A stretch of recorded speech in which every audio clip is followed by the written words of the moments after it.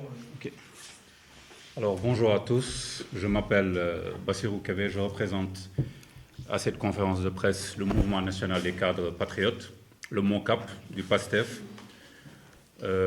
Donc, comme vous le savez tous, nous sommes ici aujourd'hui pour nous adresser à l'opinion nationale, à nos compatriotes sénégalais, mais aussi à l'opinion internationale. La situation dans notre pays est très grave. Vous le savez, la justice a pris une décision, une ordonnance, qui exige que M. Ousmane Sonko, candidat à l'élection présidentielle de février 2024, soit rétabli dans ses droits, c'est-à-dire qu'il soit remis dans le fichier électoral du Sénégal, que sa radiation soit annulée. Qu'est-ce qu'on constate? Que des services de l'administration, notamment ceux du ministère de l'Intérieur, mais aussi d'autres, comme la CDC, refusent l'ordonnance d'un juge. Alors, il faut savoir que cette ordonnance-là, qui a été motivée, est rendue au nom du peuple sénégalais. Lorsque, que ce soit le juge Sabassi Faye à Ziguinchor ou le juge Ousmane Racine Thion à Dakar, au tribunal d'instance hors classe, leur décision est rendue au nom du peuple sénégalais. Aujourd'hui, c'est le peuple sénégalais, donc, qui ordonne que Ousmane Sonko soit rétabli dans ses droits. Et des fonctionnaires, de simples fonctionnaires qui sont payés avec nos impôts, les impôts de tous les Sénégalais, notamment aussi les impôts des patriotes, refusent, assis dans leur bureau, refusent l'accès aux services publics, aux mandataires d'un candidat à l'élection présidentielle, à un huissier de justice, ce qui est encore beaucoup plus grave, et à un avocat. C'est extrêmement grave. Même dans les pires dictatures, nous n'étions pas arrivés à ce niveau-là. Depuis hier, M. Aïb Dafé, le mandataire du candidat Ousmane Sonko, l'avocat Maître Clédor Ciré et l'huissier de justice sont en train de faire le tour de toutes ces administrations-là. Ils sont allés à la caisse de dépôt et de consignation. On leur a refusé l'entrée. Des forces de l'ordre armées jusqu'aux dents sont devant ces institutions-là et leur refusent l'entrée. Même chose au niveau de la DAF et de la DGE. Même chose quand ils sont allés tout à l'heure au ministère de l'Intérieur. Mais l'objectif, parce que nous savons où ils veulent en venir avec nous, c'est de faire dans le dilatoire pour nous retarder, pour empêcher que le président Ousmane Sonko puisse déposer sa candidature au Conseil constitutionnel. Et je vous le dis, ils n'y arriveront pas, parce que le président Ousmane Sonko déposera sa candidature au Conseil constitutionnel, qui lui donne ses fiches de parrainage ou pas. Mais cette situation est d'autant plus grave que ces fonctionnaires-là violent la loi impunément. Ils reçoivent des ordres qui sont illégaux. L'ordonnance du juge est une injonction, c'est-à-dire le juge ordonne que Ousmane Sonko soit remis dans le fichier électoral, que la radiation d'Ousmane Sonko soit annulée. Et ces gens-là, investis de je ne sais quel pouvoir, refusent cela. Dans un état de droit, il y a des critères, et notamment ce qu'on appelle la séparation des pouvoirs. Les pouvoirs qui sont attribués à la justice ne peuvent pas être substitués. Lorsque la justice prend une décision, des fonctionnaires ne peuvent pas prendre une décision contraire ou refuser d'appliquer cette décision-là. Et c'est ce qu'on est en train de voir aujourd'hui dans ce pays, et c'est très grave. Cet État est prêt même jusqu'au ridicule, en mettant des forces de l'ordre, armées jusqu'aux dents, devant des bâtiments de services publics. Un autre critère de l'état de droit, c'est-à-dire l'égalité des citoyens devant la loi, est aussi bafoué. Les citoyens n'ont pas accès à ces services publics-là.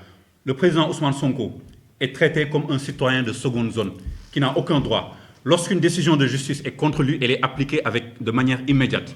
Mais lorsqu'une décision de justice lui est favorable, elle n'est pas appliquée. Alors il faut que les Sénégalais, il faut que la communauté internationale, mais aussi il faut que tous les soutiens étrangers du président Macky Sall qui le poussent à cette dérive-là soient au courant de cette situation-là et voient à quoi cet homme et son gouvernement sont en train de mener le Sénégal, qui était autrefois une vitrine de la démocratie en Afrique et aujourd'hui qui n'est plus que l'ombre d'elle-même. C'est une situation extrêmement grave et dommageable et ridicule pour notre pays. Je tiens juste à rappeler, pour terminer,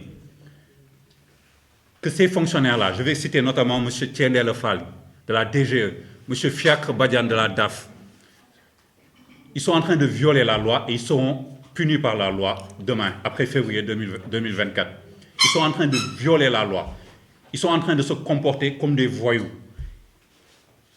Des gens qui étaient censés représenter l'État de manière digne, garantir l'égalité des citoyens devant l'administration publique, devant le service public qu'ils sont censés diriger, sont en train de la violer. Et ces gens-là seront punis par cette même loi demain. Ils sont indignes d'être des fonctionnaires de l'État du Sénégal. Ils ont perdu toute dignité de diriger quoi que ce soit dans ce pays. Ils ont même perdu toute dignité d'être dans le service public. Donc ils en paieront les pots cassés. Dans toutes les dictatures ou dans tous les régimes qui sont sur le point de chuter, même les plus corrompus au dernier moment ne respectent plus les décisions de celui qui est toujours là. Mais on se rend compte qu'au Sénégal, il continue de suivre le président Macky Sall dans sa dérive. Qu'est-ce qui explique cela? On ne sait pas. Mais on leur dit une chose. Aucun bien matériel, aucune maison en construction, aucun immeuble, aucun avantage ne peut justifier cela et n'en vaut la peine. Ce n'est pas nécessaire. Dans 2 mois, tout ça sera fini et ils rendront compte devant la justice et devant l'histoire. Donc, on essaie encore de leur éviter cette honte. Ils ont l'occasion, comme le juge Sabassi Faye et comme le juge Ousmane Racine Thion, de rentrer dans l'histoire, alors qu'ils ne la ratent pas.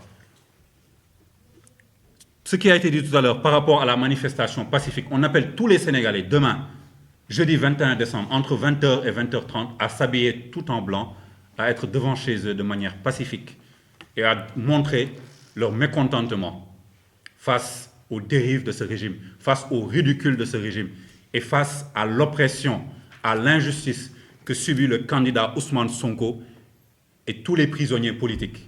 Et je le répète et j'en termine là, Ousmane Sonko, né le 15 juillet 1974 à Thiès, président du parti PASTEF, et sera candidat à l'élection du 25 février 2024 qu'il remportera au premier tour. Merci beaucoup. Rassemblement pacifique demain, Inch'Allah. Monsieur, on peut avoir votre impression pour votre manifestation qui est pacifique de demain, Inch'Allah. Alors, le cercle des mouvements patriotes qui soutiennent la candidature du président Ousmane Sonko à l'élection du 25 février 2024 appelle à une manifestation, une résistance pacifique demain, jeudi 21 décembre, entre 20h et 20h30. Nous appelons tous les Sénégalais qui résident dans notre pays, mais aussi ceux de la diaspora, à s'habiller en blanc, à sortir devant leur domicile, devant leur commerce, pour exprimer leur mécontentement face à l'attitude inélégante, à la violation des droits du président Ousmane Sonko par l'État du Sénégal. Nous les appelons tous à manifester, à faire des vidéos, des audios et à le publier partout sur la toile pour montrer au monde entier ce qui se passe au Sénégal, l'injustice que subit le candidat Ousmane Sonko et l'ensemble des patriotes et des prisonniers politiques. Voilà, alors, merci. C'est cela l'objet de la manifestation à laquelle nous appelons tous les Sénégalais demain. Alors, monsieur, est-ce que vous avez eu l'autorisation du préfet de Dakar avant d'entamer cette manifestation? On n'en a rien à faire de l'autorisation du préfet de Dakar. Nous sommes dans une manifestation pacifique. Chaque Sénégalais a le droit de sortir devant son domicile, de mettre un t-shirt blanc et d'exprimer son mécontentement. On n'a besoin ni de l'autorisation du préfet de Dakar, ni du sous-préfet, ni de je ne sais qui encore. Merci.